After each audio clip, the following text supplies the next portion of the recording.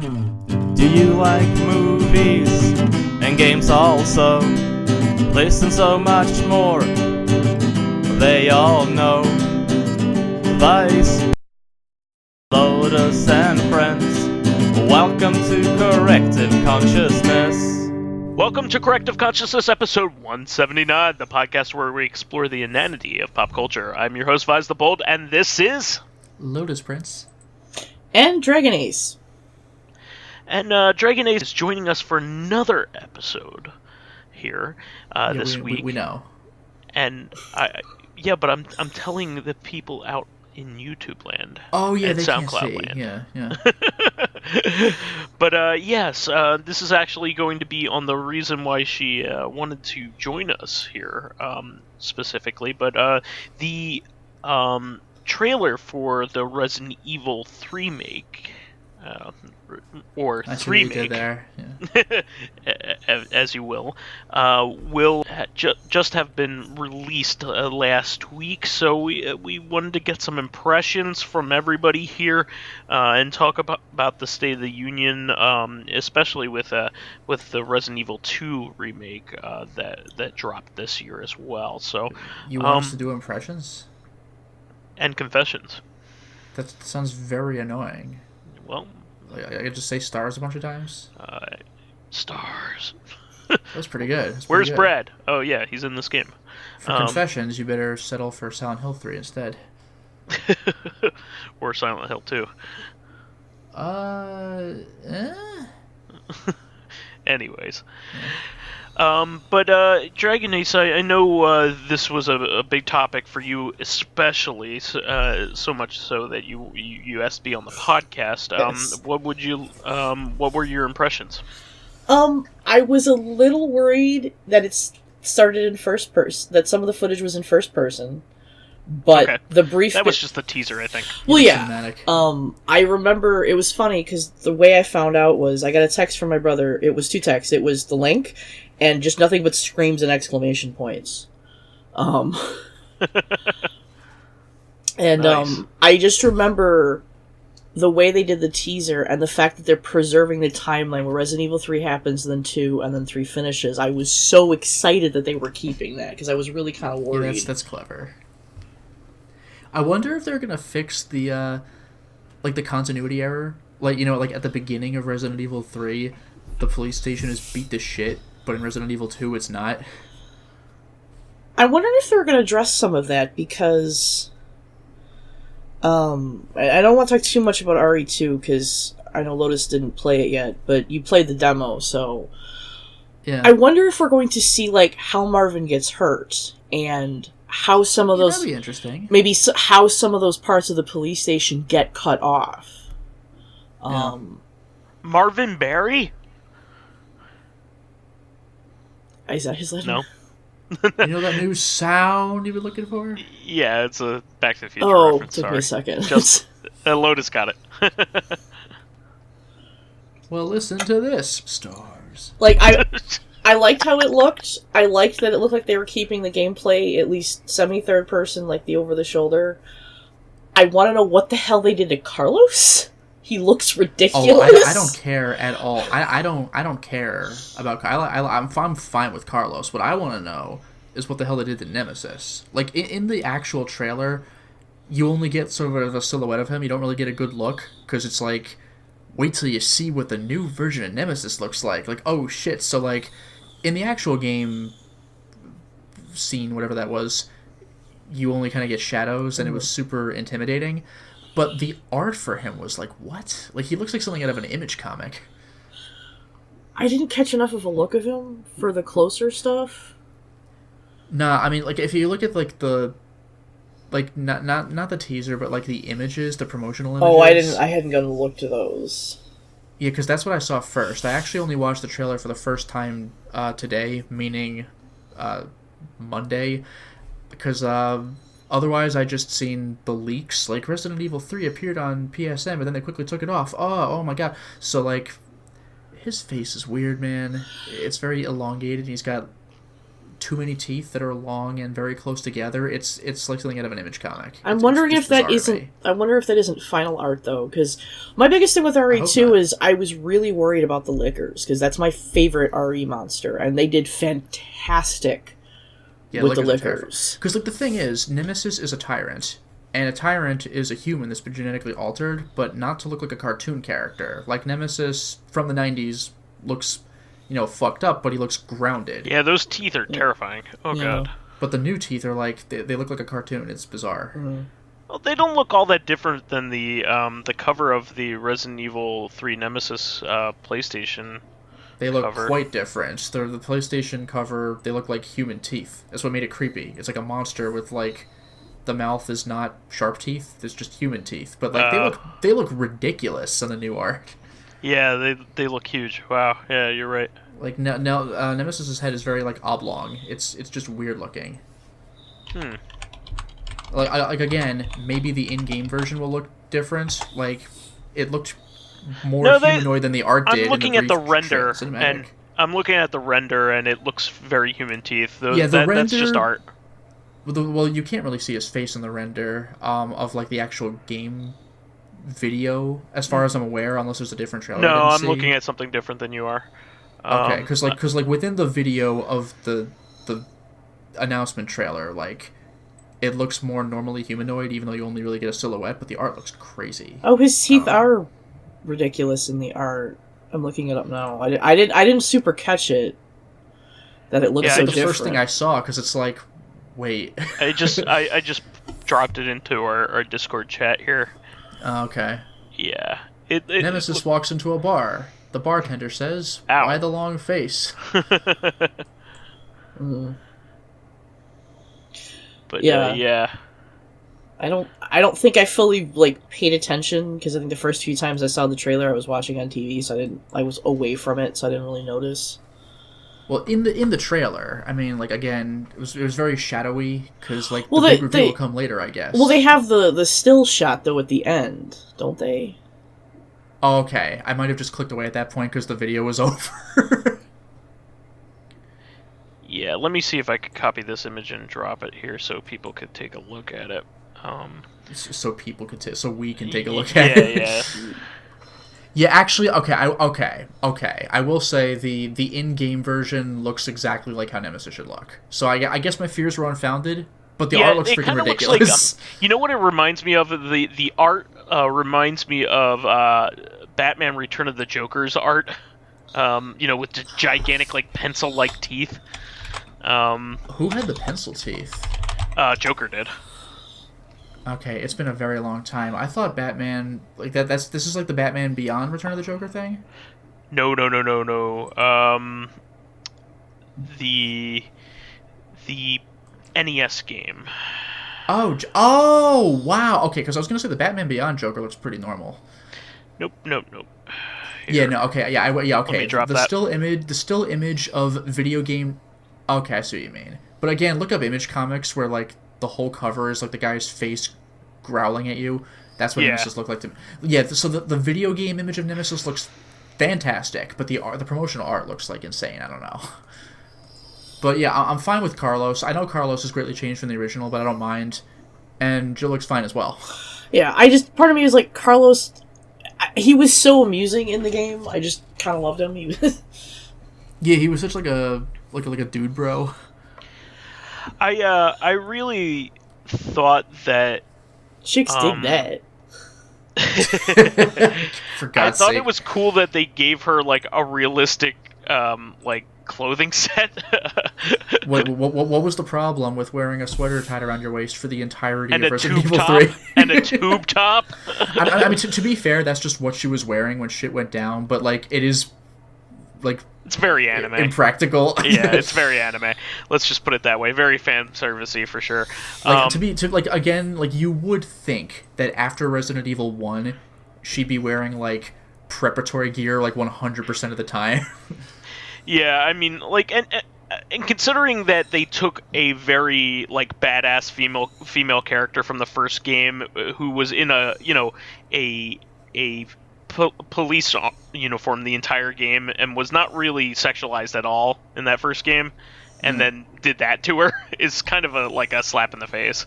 It was more casual wear. It wasn't as far as it could have gone, like the fucking That's DS version of Resident Evil 1 went. That got, like, absurd. Like, there's always sexy costumes as unlockables, Sure, but, like... that's normal. Jill's was not ridiculous. It was, like, she was wearing a tube top and it was just, like, regular clothes. Good news is that if you miss that, it is included as a pre-order bonus.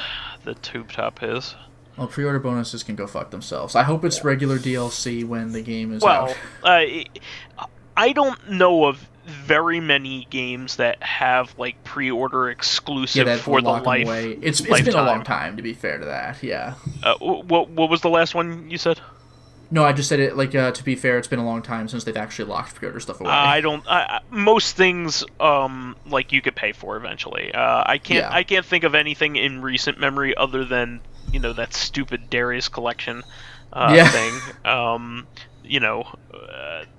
And also the Space Invaders one to go along with it. But that's like literally the only thing that I can think of. And those are esoteric. Yeah, the only other thing that like that I can think of was like Infamous had like that one weapon that was pre-order only, but then they released it for free later.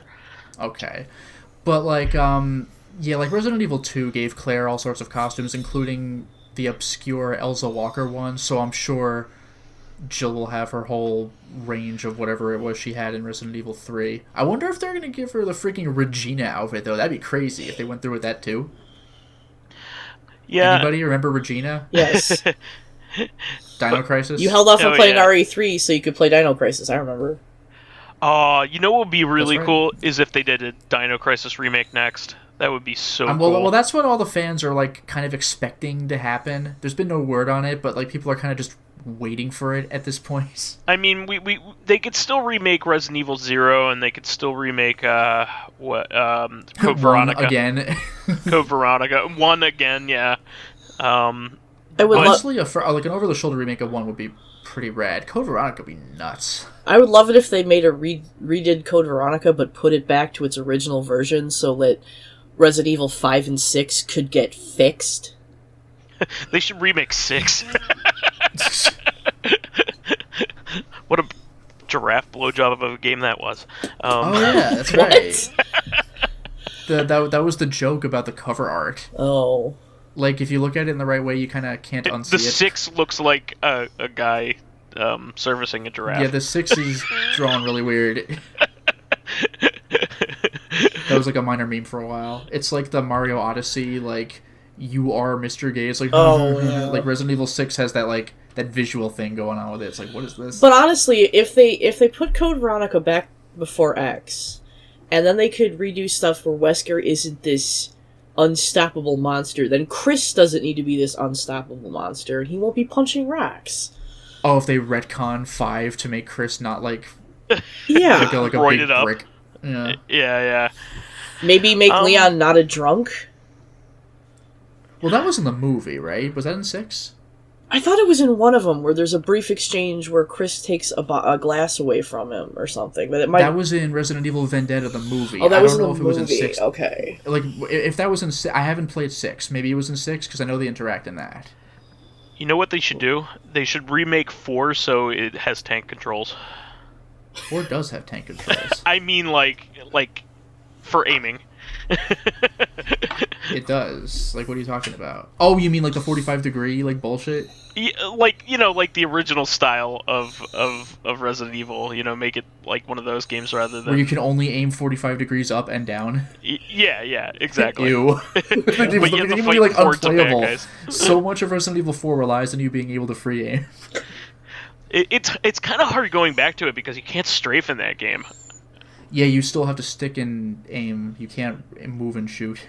Yeah, it's very of the time. I mean, it's hard to believe, like, to explain to people how revolutionary that game was. Yeah, how much of an advancement it was. Yeah, exactly. It's like Metal Gear Solid 2 compared to 1. It was, like, mind-blowing, but once you've played 3, you're like, you mean you can't control the camera in 2?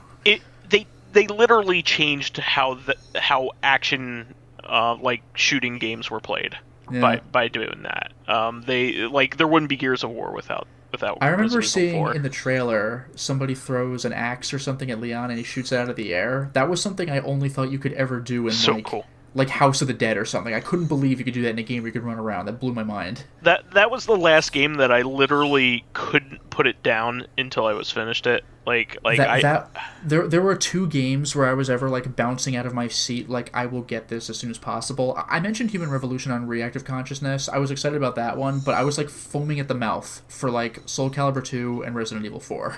Oh yeah, and they both paid out in dividends. Yeah. The thing that really sold me in the trailer for Resident Evil 4, the knife, the hatchet thing got me, but the thing that really sold me was the ability to put up a ladder, climb in a house, like jump out the second story window. Like that was unreal. Well, I don't know about you, DragonAce, but when Resident Evil 2 remake was announced, I knew it was going to be good, but I actually thought that Resident Evil 3 remake is what I really, really wanted, because I could just taste how the Nemesis encounters would be, in this newer style. It lends itself to it. What did you think? When RE2 was announced, or? Well, no. I mean, what were you really looking forward to the possibility of a 3 remake as well? Yes, I really was. Because the only time I ever played 2 and 3 was a million years ago with my brother, and I had such a hard time with the controls back in the day that he did most of the controls, I did most of the puzzles. But now that I'm better at stuff, I'm like, well, if they can make it for a modern system, please give it to me, Yeah. And I loved RE3. That one I liked more than 2. But part of that, I will also admit... Me too.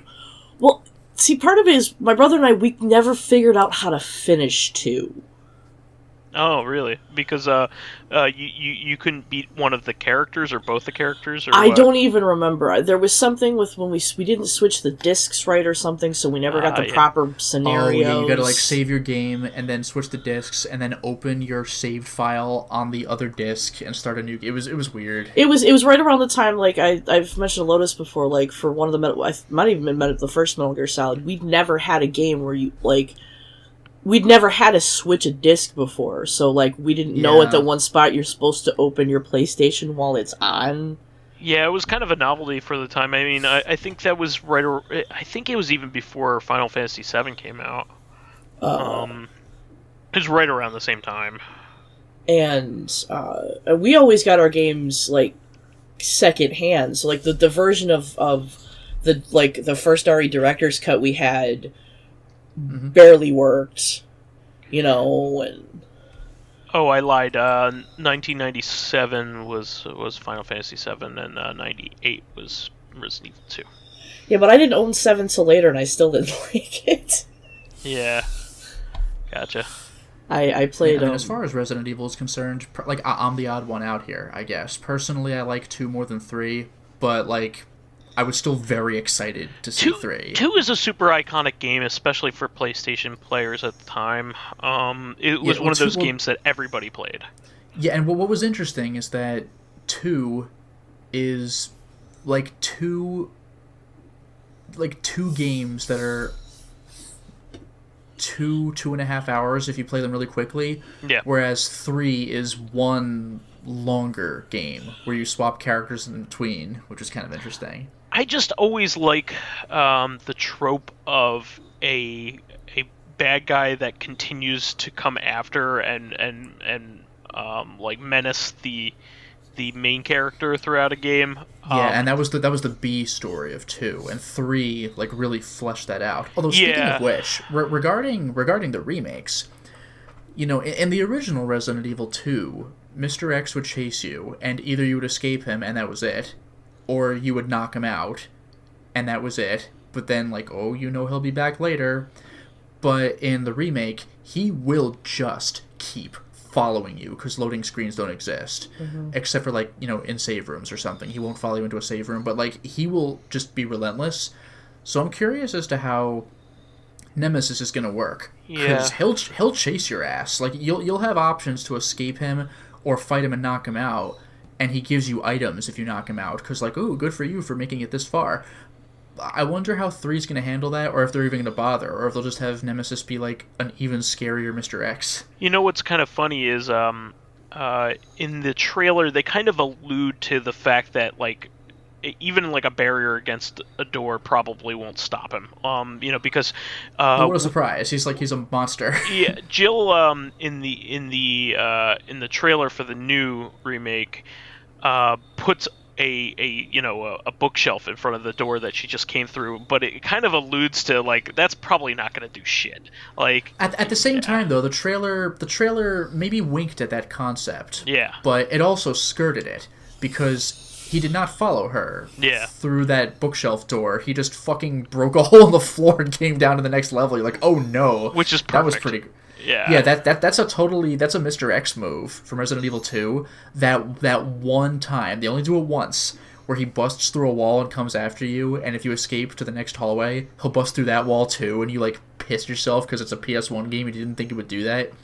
Whereas in Resident Evil 3, well, there are two things. One of them is he runs from the background once, like going through a window, but the other is the timed section, where you have to make it to Jill before Nemesis gets there, and the whole thing with Jill is she's locked in some room and Nemesis is just wailing on the door, so if you let him do it for long enough, he'll eventually break through. That was more of a scripted, timed event, though, on the PS1, but yes, Nemesis can do that, is the answer to that question.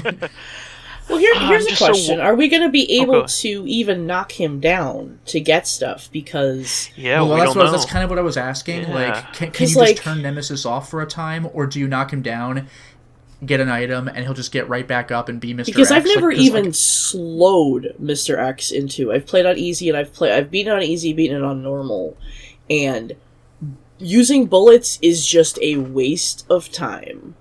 Oh no, even in old Resident Evil 2, Mr. X is pretty much a tank. You're only really supposed to shoot at him if he's blocking you in a narrow hallway, because you are not getting past him in a narrow hallway. With Nemesis, you generally have more room, but he's a sprinter. Yeah, I'm really looking forward to this. I am woefully behind in Resident Evil games. I mean, I'm not speaking to anybody here, but with Lotus, you're trying to catch up. But yeah, I still need to beat 6, 7, and both of the Revelations games. I haven't beaten. Yeah, same. And I also I've played it, but I need to Let's Play like all the stuff before that too. So I need to Let's Play 4, 5. Yeah. And 0 for that matter. I'm really looking forward to 5. I wanna see the co-op thing going on. Yeah, 5. I like when I played 5. Off camera. That was with Luminaire. That was a pretty good time. We played it split screen on his PS3, and I heard your AI partner's kind of an idiot. So like co-op, you can make things really efficient, which is great. You know what's kind of funny is I did split screen with 6 recently, just to get the game going, and the field of view is actually a lot smaller than in 5. I was actually pretty disappointed in it. Yeah, yeah. I guess you gotta it's actually do pretty online. tiny. Yeah, it's pretty tiny. But yeah. I mean, getting back to that, I'm looking forward to this, and I'm also looking forward to the multiplayer mode that they're including in this. That looks actually pretty fun. What was that called again? Resistance. Resistance, yeah. Thank you. Yeah, RE, resistance, cute. Yeah, I mean they Hey, it's better than how everything gets named Legends. Yeah, right. Yeah, they've really screwed the pooch with the multiplayer Resident Evils recently. You had what was it, Umbrella Operation Raccoon City. Raccoon City, yeah, that was it. People didn't like that, and Umbrella Corps was like a laughable disaster. Yeah, exactly. That was like that game had like a few hundred users in like the first week, like on Steam. It was like oof. Yeah. So what this looks like to be is like Resistance looks similar to the style of gameplay of Dead by Daylight or the Friday the 13th, where I was thinking Friday the 13th. It said it was like 1v4. Well, yeah, it's still those are both kind of the same. Yeah, Dead by type of Daylight's the game. same thing, except there's a little more you can. I don't know. So there's a little less you can do versus Friday the 13th, but at least Dead by Daylight doesn't crash every 2 seconds. But yeah, but by what I mean about that is, so 4 people are the protagonists, and a 5th person is the boogeyman essentially here. Yeah. So they would be the Mr. X in this case, or whatever tyrant they're using. We have a bunch of tyrants we could choose from. I wonder if it'll be like Friday the 13th. We could choose like every single version of Jason. I wonder if you could do like Tyrant, Mr. X, Nemesis, Code Veronica Tyrant. Wouldn't that be interesting? The Gold Tyrant. Can I run around as the ultimate failure? Get the fuck out of here. Gold Tyrant, man. Remember the Gold Tyrant? Remember the Tyrant that Jill uses in her special move in Marvel vs. Capcom? I actually really love that. Half of her special moves are like, oh shit, and the things that are trying to attack her just go past her and attack the enemy instead. Yeah, it's she so fantastic. Summons a zombie. Yeah, it's amazing. Yeah, it's really good. But yeah, I think I think I would have a lot of fun doing this, and I think it's a really genius move to like make this a product that sells really well, because you have like the old school guys like us that will buy this for the single player campaign, but you also have like a potentially really fun multiplayer mode tacked into it that will keep people playing for a really long time. And the fact that you're playing as 4 just random kids, that just kind of I mean, it's 1v4, so it's not the same thing, but it just kind of makes me think of the Outbreak games. Here's some guy, play as him. It makes me think of Left 4 Dead. But as far as Resident Evil games are concerned, it makes you think of Outbreak, and that you play as just some guy. Play as Chris Chris is already taken, but you know what I mean? You play as, I don't know, Peter, Chad. like the high school... I don't know, yeah. Was that the one where if you played as the squirrel girl, you got the bigger backpack? I don't know. I only tried playing the game for a few minutes, just to test it, and man, did I die fast. Lotus, we really should do a LAN for Outbreak one of these days. Yeah, we should make a PS2. How would you do that? You can LAN PS2s. You just get a crossover cable. Does that work with a Slim? Yeah. Oh fuck. Okay. Yeah, you can LAN any of the online games and make them work. Oh my god. Is it possible to LAN 4 PS2s? Is that even a thing? Yes, you can use a router to do that. Alright, all we need to do is get a router and 4 people with 4 PS2s and 4 TVs who are willing to be able to have the time and we have to do it after desire 10. to let's play. And we have to do it after 10 and wait until everybody's asleep. Nah, if we're landing, I could go to somebody else's place. Well, you're in luck. Me and my fiance are purchasing a house next year, so get her to purchase a PS2 and a copy of Resident Evil Outbreak as well. Hey, baby. The reason why I really want to move into a house and own my own place is so I could play PS2 games with my friends. I would also appreciate it if you'd buy your own recording device and TV and PC. It should be a CRT so we get the authentic experience. Fuck off. 4 CRTs, please. It doesn't have to be a CRT. You can buy a $400 FrameMeister and a HDTV is fine. Okay, great.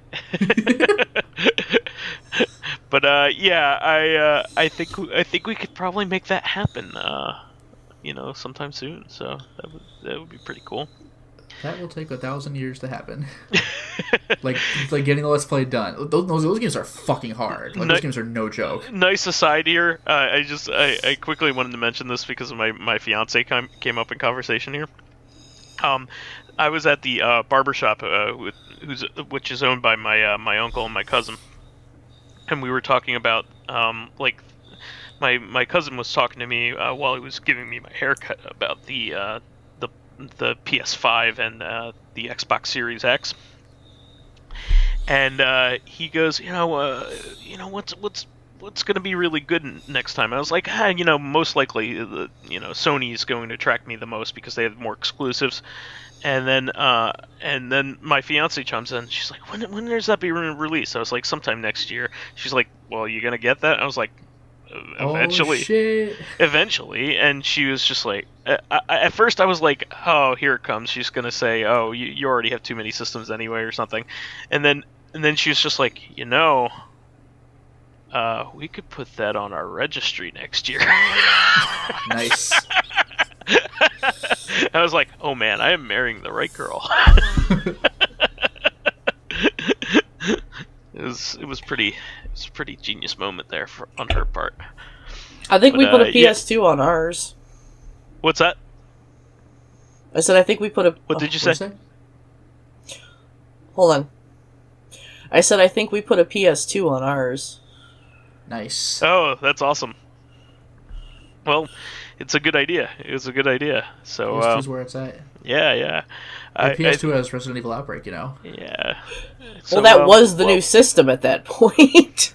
Yes. Well, the thing is, she's also been wanting a way to play. We have a 4K television, and I don't have an Xbox One X, so we have no current way of playing the Ultra Blu-rays. So this would be perfect for her, to watch some 4K Blu-rays. So it'd be a cool time. But yeah, this is really cool news. Anything else that you wanted to touch on, DragonAce, while you're here? I don't know. Like I said, it was based on the release date. I'm like, they must have been doing this at the same time. Yeah, they're clearly using the same engine and all that too. Which is fine. Which means it's authentic to the original Resident Evil 3. Sure. Resident Evil 3 handled a little bit better than 2, though. That was one of the other reasons we kept playing 3 instead of 2. No, it did. But like reused environments and assets. Oh, Although the ability to just freely walk up and down stairs was pretty rad. The Not to mention ammo creation was like the big thing for me. ammo creation. I like the ability to freely walk up and down stairs just as a novelty. That was the first game in the Resident Evil series to introduce the quick turn. Hold, run, and down, and you just turn and around. And you needed to use it. Boy, did you ever. And the dodge mechanic. Oh yeah, the dodge mechanic. I remember that. Yeah, if you time it right, you just move out of the way. We'll which is great when Nemesis has a fucking shoulder-mounted rocket launcher. Yeah. We'll probably have the ammo again, because you make ammo in RE2. Oh, do you? You don't have yes. You do not have a reloading tool. You just combine them in your inventory. Gotcha. Well, that's... honestly, thank you. The reloading tool was just a nuisance. And there's different combinations. The only problem is that I ran into when playing normal and probably above for Claire was there is no combination to make fire rounds, only acid. Okay. I see. And I ran into fire in Resident Evil 2 in particular. Fire matters, especially toward endgame. Well, acid is good against three has a lot of hunters, but lickers. A lot of different like grenade type. Yeah, didn't that introduce ammo. like ice grenades or something, like freeze grenades? Yeah, I think I remember that.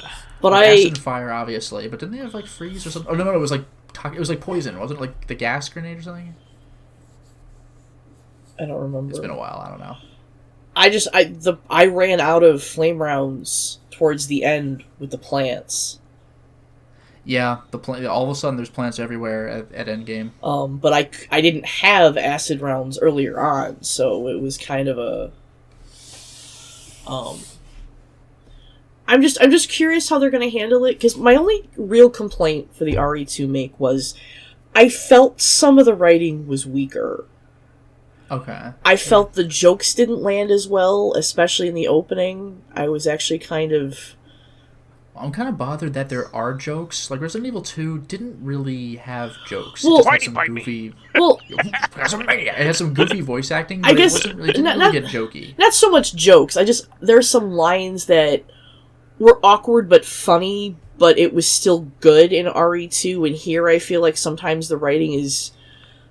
I don't know, it just didn't feel as strong. I mean, don't get me wrong, I appreciate that there was way more to do with Ada. I loved that. Yeah, it is like the best part of like any Resident Evil. But I just felt like there were parts of it just didn't feel as tight. I don't like that.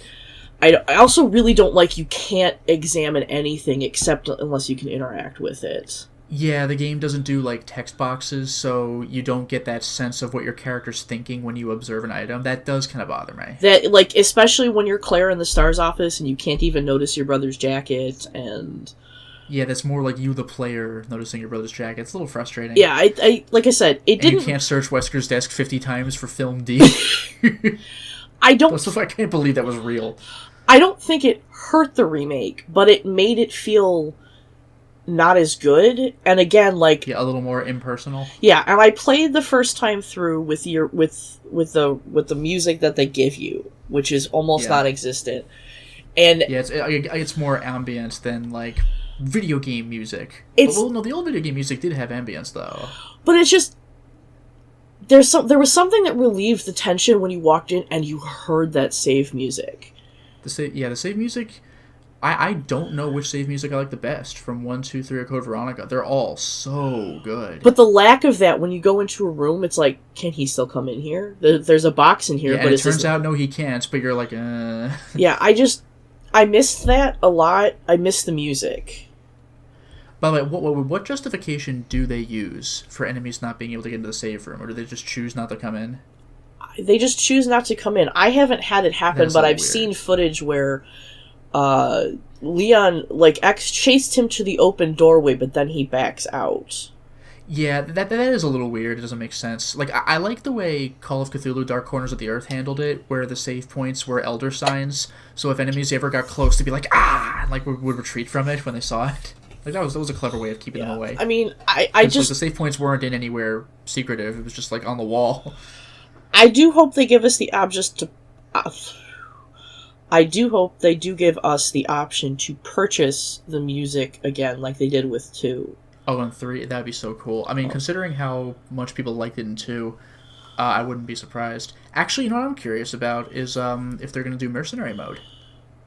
Oh, I don't know. Yeah. 3 was the one that started it. I mean, there's been EX battle since the beginning. Well, almost the beginning, but 3 started it, the mercenary mode. Yeah, but, like, 4 is where it really started to sing, right?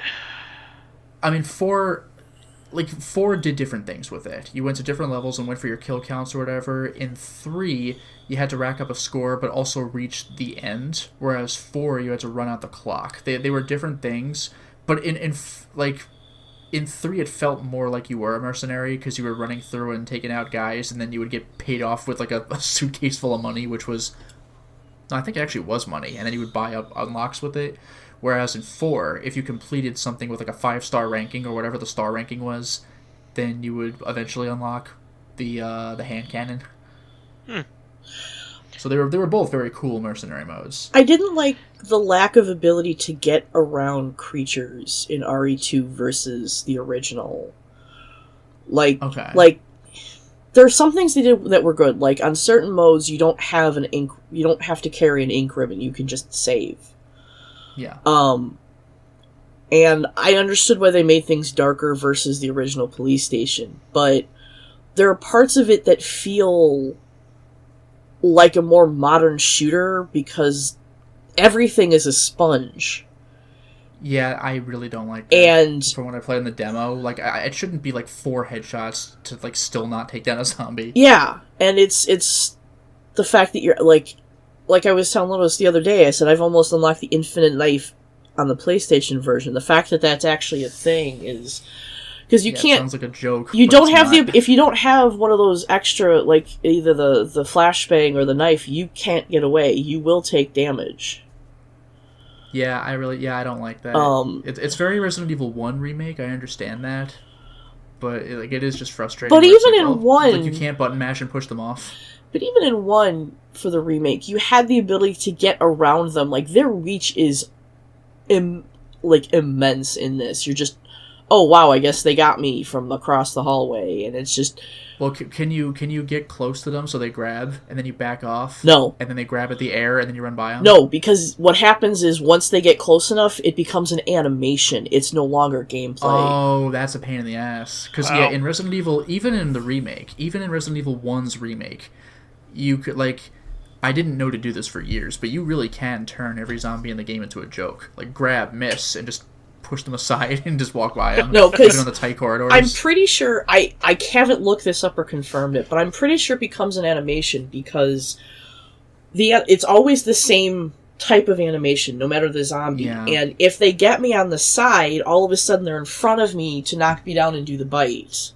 Okay. And just about every bite is also a knockdown, so you have to get up. Yeah. And if there's one on the floor, you will never get up again because it can get you in your standing animation. Oh, that's a dick move. So I think that's something that really, and I'm not going to say, oh, the game's too hard. It's but it's frustrating because it makes it feel less like Resident Evil and more just like a horror game. Yeah. And I never like when animation dictates what happens to your character.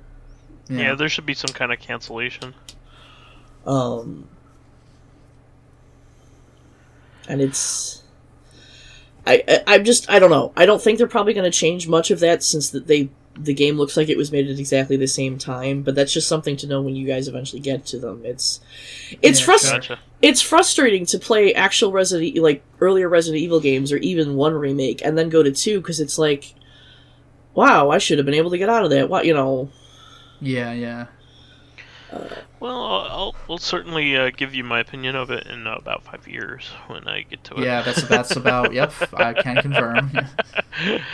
But see you in 23. Yeah, unless you have any final words here, we should move on to fan stuff. Yeah, no, I'm good. I'm fine. You got anything, DragonAce? No, I'm good. Okay, All great. right. So as far as comments are concerned, we have 4. Regarding Fucker in the Gulag, the classiest game ever made, Lazrul says, there is 0 reason to really go and look for the other endings in Gulag. But in case you are interested, you just need to pick enough, 6 or 7 or something like that, choices that favor John Beach/Bible, or choices that favor Hiroshi/gamers. And doing so will give you additional options in the final choice right before the ending monologue. That's amazing. If you click through the game and suffer through the monologue, I think you could get them for 5 minutes apiece. Suffer through the monologue. Didn't Lazrul also say something about the nature of the characters to you? I think we should probably say that. The nature of the character? Oh, yes, in a different comment? Yes. Yeah, he was like, could you please not dunk on Ryukaze and Hiroshi because they're like, I forgot what he called it. Representations of him. Yeah, of like me and GZ. Self-inserts. Like Larry David.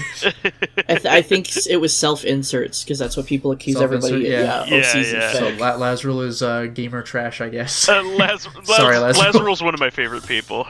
He's the best. He's the so best. good. I love him.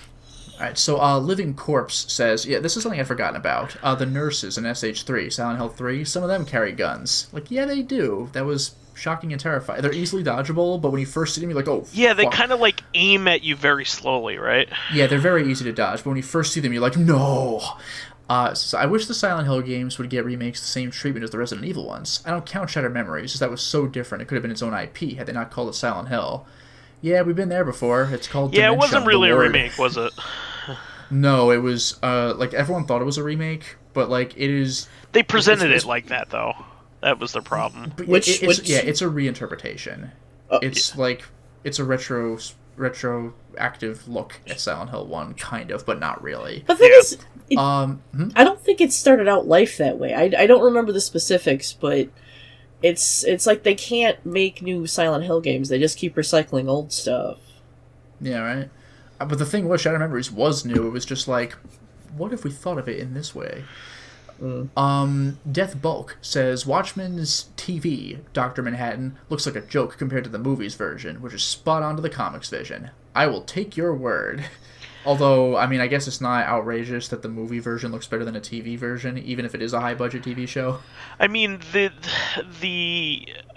movie version was CG. This is an actual person painted in blue makeup. I mean, Yeah. I mean, you're looking at a difference between a cartoon representation of somebody versus a realistic interpretation of somebody.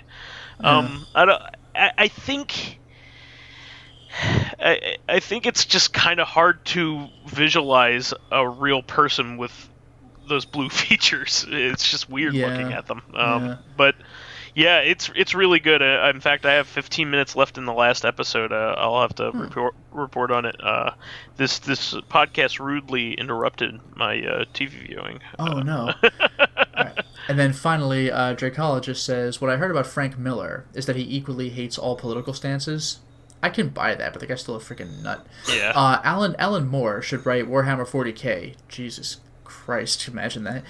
Either pass the torch or milk those nostalgia udders. Yeah, no kidding. Also, if you want to make a new Silent Hill game, don't. Just make a new IP. Yeah, I agree with that because then you don't have to put up with any baggage. But seriously, if you want to know anything about the current state of Frank Miller's mind, take a look at Holy Terror. It's not really current anymore, but like that is the most toxic shit. Like it ever. is literally. It is the comic that I most regret purchasing. I will more than likely end up throwing it out because I don't want it in my house. It's so hateful. I bought it because it was Frank Miller. I didn't know what I did not know its contents, and I read it and I stopped reading it once I got a few pages in. It's disgusting. I wonder if you would have stopped reading even faster if it had been a Batman comic as intended. I don't think. I think I would more likely be more shocked that DC would allow it to happen. Yeah, that's true. That's true. But on that level, but also it's morally irreprehensible, and it's not done with any ounce of parody. Like he's serious about it. And not only is it incredibly like hateful and just like shitty, the most it's racist, also outright racist thing. But I've it's ever also read like in my life. crackpot conspiracy theory too. It's disgusting, and I wish I didn't own it. Yep. So anyway, on that pleasant note, that's a perfect segue into our question. So Fakafon, right off of Holy Terror, Fakafon asks, what do you think is the most popular strategy amongst video game tabletop players? To buff or debuff? And Fakafon says, I'm thinking buff, because a lot of games have enemies that plain don't get certain debuffs. Yeah, that was kind of going to be my answer. Whereas games where your buffs can fail are rarer. FF Tactics, for example. Yeah, there are some games where if you buff yourself once or twice, enemies will do some sort of cancellation thing. But at the same time, though, it can become part of your strategy to buff your character so the enemy will waste its turn debuffing them instead of smacking you around. Sure. Whereas debuff strategies, the only time I would ever really feel the need to use debuffs would probably be on enemies that are immune to them in the first place. So it's I was just going to say that. The problem with debuffs is like the enemies that you most want to use them against, they don't work on. And yeah, that's why it's such like a discovery when like Ruby Weapon in Final Fantasy VII is weak to paralysis. Like, are you fucking serious? And like you just start doing it like you like no tomorrow. Yeah, I mean, I'm playing Dragon Quest 11 right now, and I am having that issue where I'll go up against a boss, and like a lot of my magical attacks will or abilities will be against a certain status type of enemy. Like for instance, one of my characters has a special move that is super effective against a sleeping enemy. Like I could use that against a normal enemy, but I could just kill a normal enemy anyway because they're mooks. So I guess my thought on it is like debuff stuff is only good for late game like mook challenges, where the mooks are really powerful but they're still not immune to that stuff. Like in a challenge dungeon or like a 100 level dungeon or whatever. Yeah. Otherwise, it comes down to like looking up a strategy guide, and it's like pro tip: this boss is susceptible to this status effect or something.